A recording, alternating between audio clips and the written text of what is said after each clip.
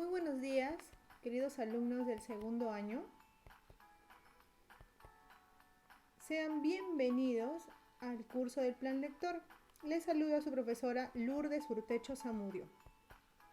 Espero que estén bien. Vamos a comenzar a desarrollar la ficha número 1 con el tema Panorama de la literatura española.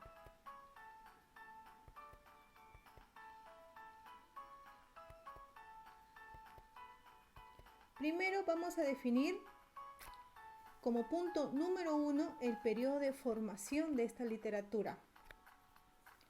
Los germanos invadieron España en el año 409. Las agresiones germánicas se iniciaron desde el siglo III.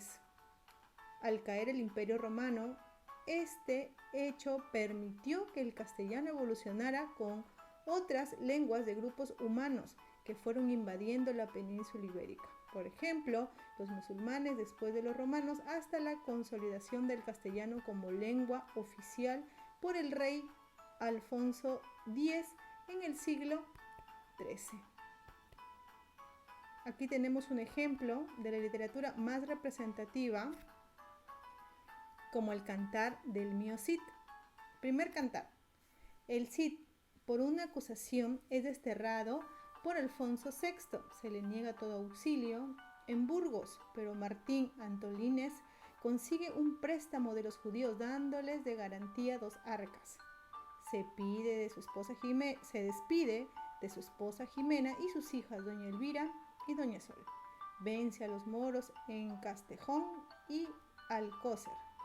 En Barcelona vence a don Ramón Berenguer y gana la espada colada.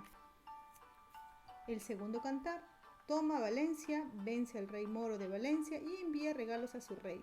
Vence al rey Yusuf de Marruecos. Los infantes de Carrión piden a las hijas del Cid y el rey apoya a la petición. El tercer cantar. Los infantes van demostrando su cobardía mientras el Cid vence al rey Búcar y gana la espada tizona. Los infantes maltratan a las hijas del Cid y son castigados. El Cid consigue reparar su honor. Este es un pequeño resumen de toda esta obra, El Cantar del Mío Cid. Es una obra española. Esta es una portada de su libro. Vale recalcar también que es anónimo. Como punto número 2 tenemos el periodo del Siglo de Oro. Ya sabemos que el primer periodo, la obra más representativa, fue el Mío Cid, con autor anónimo, desconocido. En el periodo del Siglo de Oro, ¿qué pasaba en la sociedad? Según el contexto social, coincide con la aparición de las corrientes literarias, el Renacimiento y el Barroco. En el siglo XVI y XVII, estos son movimientos culturales, recordemos. España había llegado a su esplendor político. Evolucionan los 3 géneros literarios: lírico, dramático y narrativo. Acá tenemos los autores más representativos del Renacimiento. Está Cervantes, Lope de Vega, Fernando de Rojas, Garcilaso de la Vega, Quevedo, Calderón, Toscán. Y también tenemos a los representantes del Barroco. Está Góngora, Francisco de Góngora, Quevedo, Lope de Vega, Calderón de la Barca. Algunos están en ambos porque se considera que están intermedios entre el Barroco y el Renacimiento. También tenemos en la narrativa. ¿Qué sobresale en la narrativa? Se cultiva la novela representada por el Lazarillo de Tormes, que es anónimo, Miguel de Cervantes Saavedra, el ingenioso hidalgo Don Quijote de la Mancha. Ahí tenemos la foto de Don Miguel de Cervantes Saavedra. Aquí está una portada de un libro de Lazarillo de Tormes. Y este es del ingenioso hidalgo Don Quijote de la Mancha. En lo dramático, ¿qué sobresale? Sobresalen Félix Lope de Vega con Su Fuente Ovejuna y Pedro Calderón de la Barca con La vida es sueño. La vida es sueño y los sueños, sueños son. Ahí la frase. El neoclasicismo.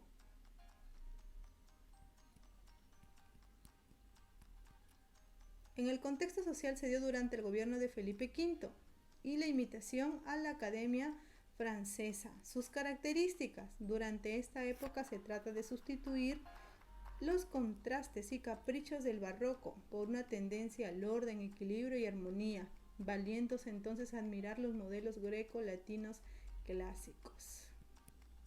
Su representante, se podría decir que es Leandro Fernández de Moratín, con su obra más representativa que es El sí de las niñas. Como cuarto punto tenemos a la época del Resurgimiento o Renacimiento, también se le conoce.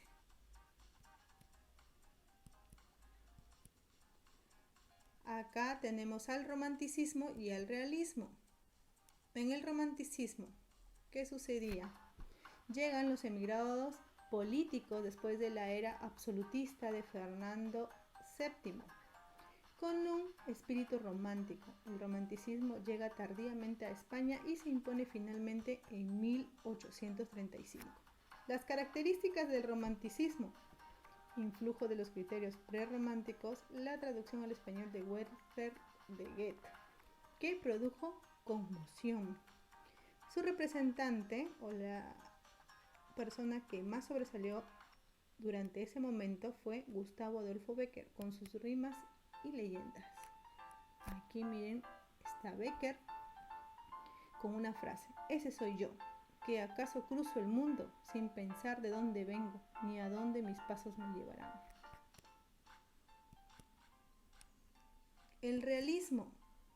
Su contexto social surge en la segunda mitad del siglo XIX. Su característica: procura mostrar en las obras una producción fiel y exacta de la realidad, de ahí su nombre, ¿no? Realismo. Se opone al romanticismo en su rechazo de lo sentimental y lo trascendental. Aspira, en cambio, a reflejar la realidad individual y social en el marco del devenir histórico.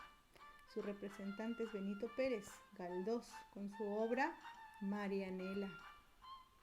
Aquí lo tenemos a Benito. Está la literatura contemporánea. En esta literatura está como punto A la generación del 98, donde las características son la búsqueda del nacionalismo en forma exagerada. Aparece el chauvinismo y la xenofobia. Ustedes dirán, ¿qué es el chauvinismo? Cierto, es una palabra que no se conoce mucho. El chauvinismo se dice que es la exaltación desmesurada de lo nacional frente a lo extranjero. Es lo mismo que la xenofobia, ¿cierto? Los representantes son Antonio Machado, con su obra Por tierras de España, y Juan Ramón Jiménez, que ganó el premio Nobel en 1956, con su obra Platero y yo. También como punto B está la generación del 27. Sus características son: se cuidó la forma y el estilo, la mayoría se adhirió al vanguardismo. En Perú, ¿recuerdan quién pertenece al vanguardismo? César Vallejo. Su representante en España, recuerden que estamos hablando de la literatura de España, todos los autores que estamos mencionando son los que más sobresalen, son de esa nacionalidad española. Su representante en España es Federico García Lorca, con su obra El romancero, Gitanos y Bodas de sangre. Tenemos a la literatura de la posguerra. Sus características son: su poesía es más humana, toca temas religiosos, y aquí sobresale Camilo José Cela, la familia de Pascual Duarte. Ese es el nombre de su obra y ganó un premio Nobel en 1989. Se podría decir que este es un esquema de la literatura española.